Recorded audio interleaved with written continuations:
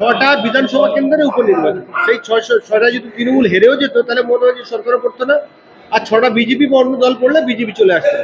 তাহলে এই ছটা উপনির্বাচন জেতার জন্য যুদ্ধক্ষয়ী মানে আয়োজন, এবং বিরোধী শূন্য করে ভোটপত্র পড়েছে 35 থেকে 34। বিরোধীদেরকে, যারা বিরোধী ভোট দেবে এরকমই ধারণা যাদের করেছে তাদেরকে বুদ্ধের ধারবারে ঘেঁষতে দেবে। কি বলবেন? দেখুন, প্রথমত আমি বলি যে এই প্রত্যেকটা যে ঘটনা, এটা শাসক দল এই পুরোপুরি জড়িত। বোমাবাজি থেকে শুরু করে শাসক দলের গোষ্ঠীদ্বন্দ্বই শাসক দলের লোকের প্রাণ গেছে, যেখানে একজন মারা গেছেন। মারা যাওয়া খুবই দুঃখজনক ব্যাপার, আমি সেই পরিবারের কাছে মানে আমার সমবেদনা জানাচ্ছি। কিন্তু গোষ্ঠীদ্বন্দ্ব বন্ধ না হলে এরকম ঘটনা যে ভবিষ্যতেও মানে আমাদের দেখতে হতে পারে, এটা খুবই দুঃখজনক।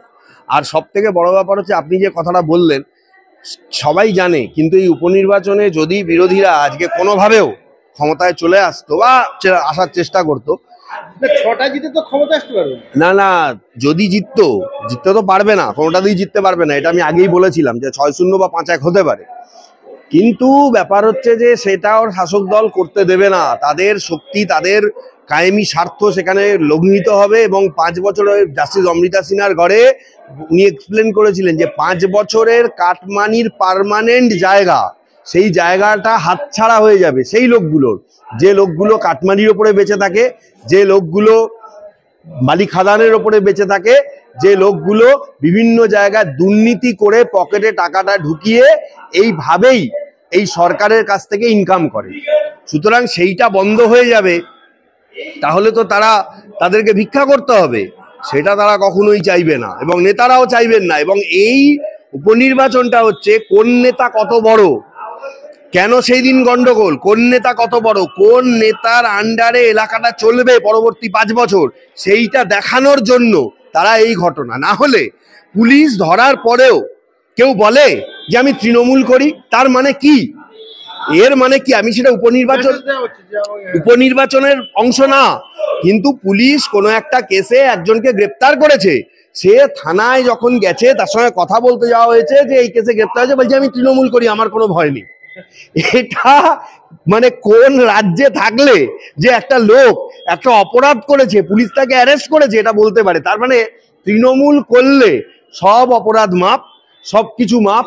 এবং এই খুনের বিচার আদৌ হবে কিনা সেটা নিয়েও আমার যথেষ্ট সন্দেহ রয়েছে, কারণ তৃণমূলের গোষ্ঠীদ্বন্দ্বের ফসল হচ্ছে এই খুন। আরজি করের কাণ্ড ঘটার পরে উত্তাল হয়েছিল বাংলা তথা সারা ভারতবর্ষ, এবং বিদেশেও সুস্থ সমাজ মানুষ প্রতিবাদ জানিয়েছিল এই ঘটনার। এবং কিছু মানুষ বলেছিল যে রাজ্য সরকার জনমত হারিয়েছে। তাহলে কি এই রাজ্য সরকার বর্তমানে এই 5-6-0 জিতে সেই মানুষকে বার্তা দিতে চাচ্ছে যে দেখুন, আপনারা যতই আন্দোলন করুন, যতই চেল্লাচিল্লি করুন, জনমত আমার কাছে রয়েছে, আমি কিন্তু এই 6-0 জিতে তার জবাব দিলাম। একদম একদম, এটাই তো জবাব হবে রাজ্য সরকারের।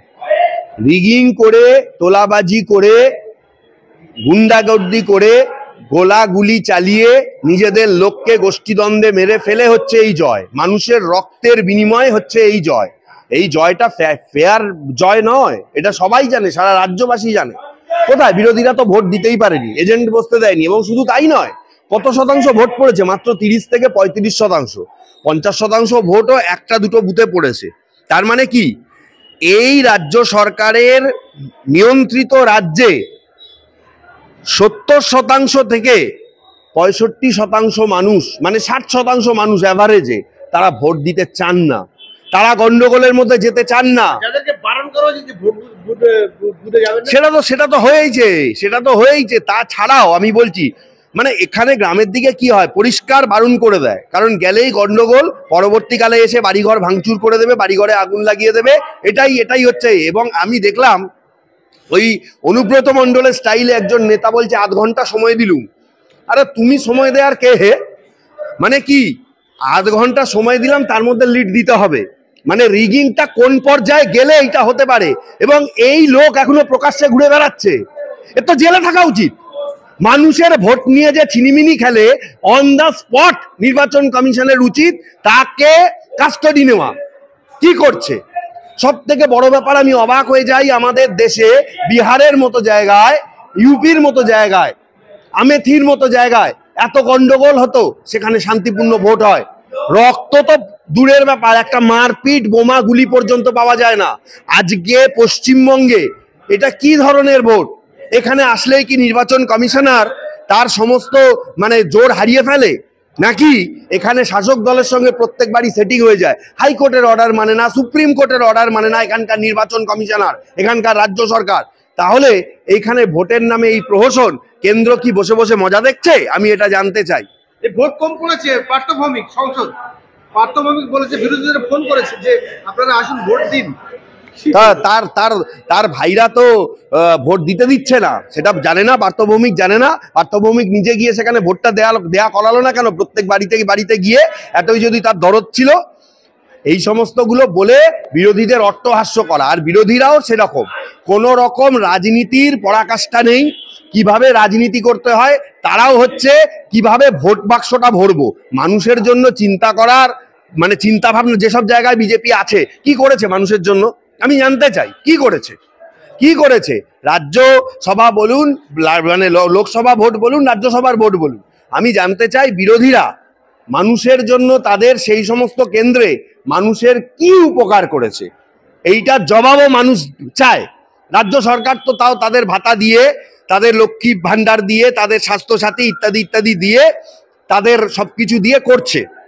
মানে আমি অবাক হয়ে গেছিলাম, ডানা যখন ঝড় হয়েছে, এক জায়গায় ত্রিপল পাঠানো হয়েছে, সেইখানে লেখা আছে সেখানে যে তার আগের ঝড়ের যে ত্রিপল, এবং ফোনেও শোনা যাচ্ছে ওইখানে ত্রিপল রাখা আছে, আগের ঝড়ের সময় পাঠানো হয়েছিল, এখানে স্টক করে রাখা আছে, ওখান থেকে ওখানে পাঠিয়ে দে।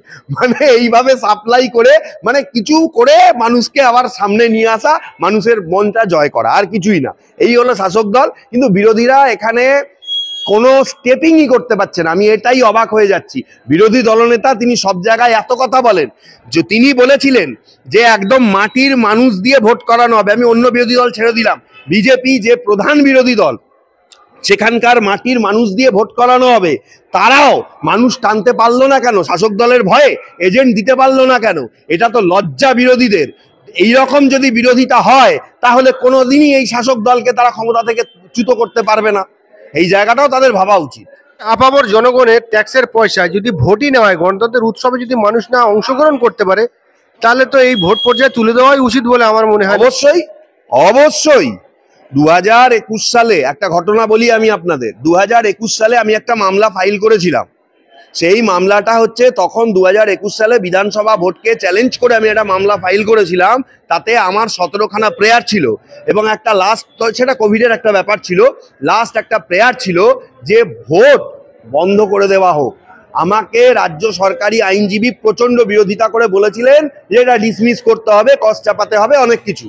জজ সাহেব, যিনি বিচারপতি তখন ছিলেন, প্রধান বিচারপতি ডিভিশন বেঞ্চ, তারা বলেছিল যে আমি এটা বিচার করব, এই পয়েন্টটা আমি বিচার করব, উনি যেটা বলেছেন এটা বিচার করব। এটা কখনোই বলা ওনার এখতিয়ার বহির্ভূত, মানছি। উনি বাকি যে 16টা পয়েন্ট বলেছেন, আপনারা কি কি করেছেন আমাকে রিপোর্টটা দিন। 96 দিন আগে উনি মামলা ফাইল করেছে, আমি দেখিয়ে দিয়েছিলাম। 46 দিন আগে আমি মামলা ফাইল করেছি। তাহলে 46 দিন আগে মামলা ফাইল করেছি, 42 দিন আগে কপি সার্ভিস হয়ে গেছে। তাহলে 1 মাস 10 দিনে রাজ্য সরকার কি করেছে, নির্বাচন কমিশন কি করেছে, সেই রিপোর্টটা কেন আজকে নেই? কেন আবার রিপোর্ট চাইতে হবে? এটা তখন হাইকোর্ট বলেছিল। আমার একটা বক্তব্য ছিল, মানুষের গণতান্ত্রিক অধিকার মানুষ যদি প্রয়োগ করতে না পারে, সেখানে ভোট করে আমরা কাদের সুবিধা করে দিচ্ছি? নেতাদের। অথচ নেতাদের কাদের ভোট দরকার? জনগণের। জনগণকে পেটাবে নেতারা, বড় বড় কথা বলবে, ভোট দিতে দেবে না। তাহলে তোদের কেন ভোট দিতে দেবো? তোদের ভোট জনগণ দেবে কেন? জনগণের উচিত ভোট বয়কট করা। এবং আসলে বয়কট করেও তো কোনো লাভ নেই, সেখানে গিয়ে ছাপ্পা ভোট দিয়ে দেবে, পুলিশ সেটিং করে নেবে, সবকিছু সেটিং করে নেবে। এই জায়গাগুলো মানে কি বলবো, এই জায়গাগুলো যতদিন না পর্যন্ত নির্বাচন কমিশন এবং যারা প্রশাসনে রয়েছে, তারা যতদিন না পর্যন্ত এই জায়গাগুলোর বিরুদ্ধে রুখে দাঁড়াচ্ছে, ততদিন পর্যন্ত সাধারণ মানুষের এই হয়রানি চলবে।